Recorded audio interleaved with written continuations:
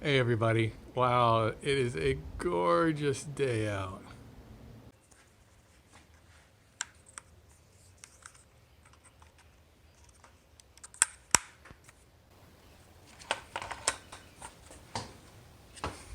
See if I can take this off one-handed. There it is. All right, let me shoot some video here. That goes on. There's what I'm looking at. Okay, I'm gonna switch over to this camera now. I was thinking about this top shelf and I plan on storing paper in it, but I don't want it to go all the way back there. So I just need to put in a quick little fence back there.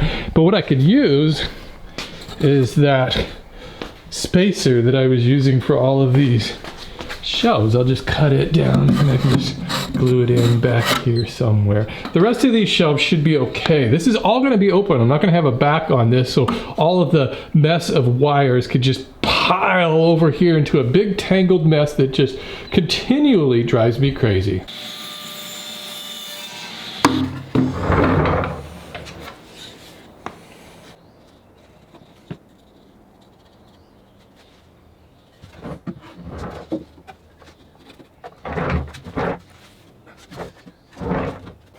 Plus, got a secret compartment back here now. You know, I should title this video like printer stand with secret compartment, because any video that has a secret compartment in the title is sure to be a hit. YouTube tricks of the trade.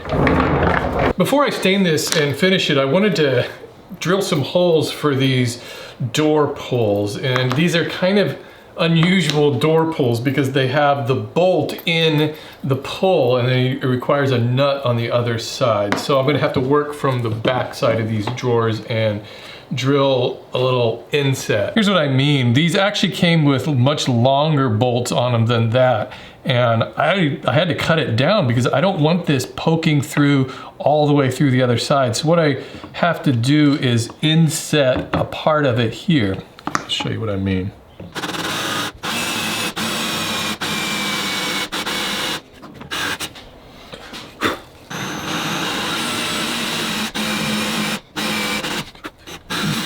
One of these days I need to get some new Forstner bits. All of my Forstner bits are just so dull.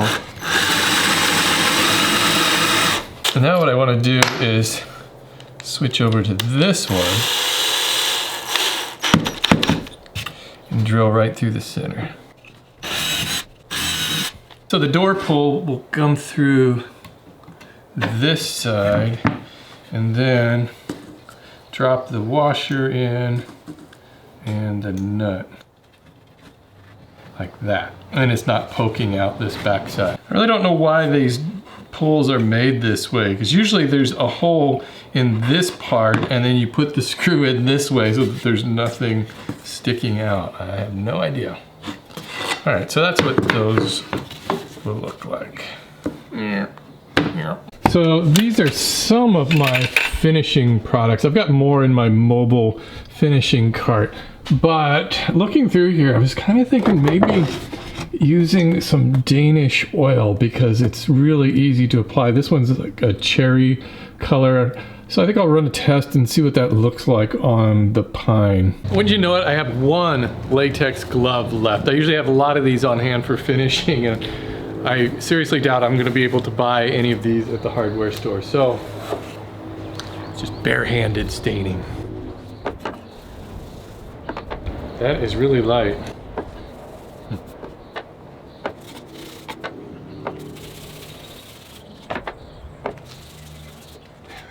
Can't say I'm a fan of that. Maybe that's why I have almost a full can, because every time I test this I think, I don't like that. So I've also got a can of this medium walnut. This probably isn't enough for the whole project, but I could test it, and if I need more, go up to the hardware store and get some. Let's see what this looks like. Whoop. That's probably closer to what I'm looking for. Let me try it on this. If you haven't figured out, yeah, this is 3 different types of wood I've got in this project.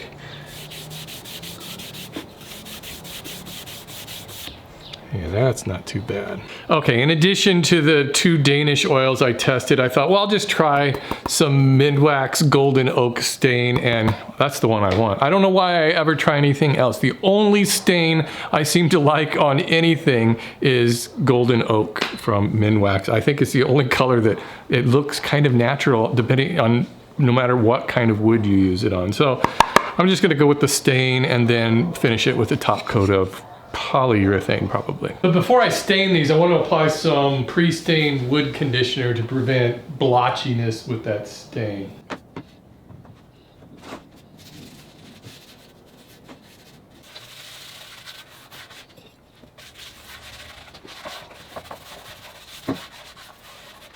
When I use this pre-stain conditioner, I like to put it on pretty heavy, really flood the surface and let it soak in.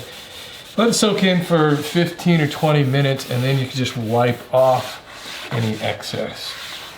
This pre-stain conditioner kind of gives you a window to work in. So once you get all the excess wiped down, you've got a couple of hours before you have to apply the stain, but I usually just do it right away. Usually I find that after waiting 15 or 20 minutes, there's really not much to wipe off anyway. All right, I got my one last glove. We'll see if that can keep me from getting too messy.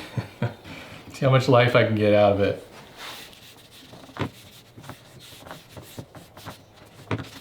There's two things about stain that I always like to remind people about. First, stain is not a finish. Stain just applies color to the wood. It really offers it no protection whatsoever. So if you're gonna stain something, you're gonna need to put some sort of a protective top coat over it.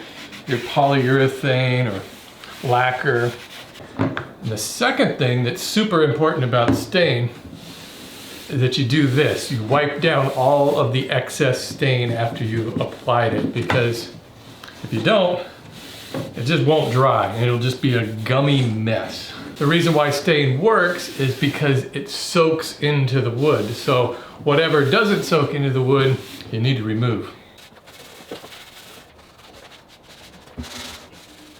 That's about all I can get done today. I need to let that stain dry for at least 8 hours, so it just makes sense to let it dry overnight, and I can come out here in the morning and apply some polyurethane. But I have an assignment for you until then. Think back to this past week and tell me something good that happened to you. Just one good thing, and leave it down in the comments. I, for one, would like to read something that isn't just all doom and gloom. So let's have some positive messages down below. One good thing that happened to you this past week. I'll see you guys tomorrow.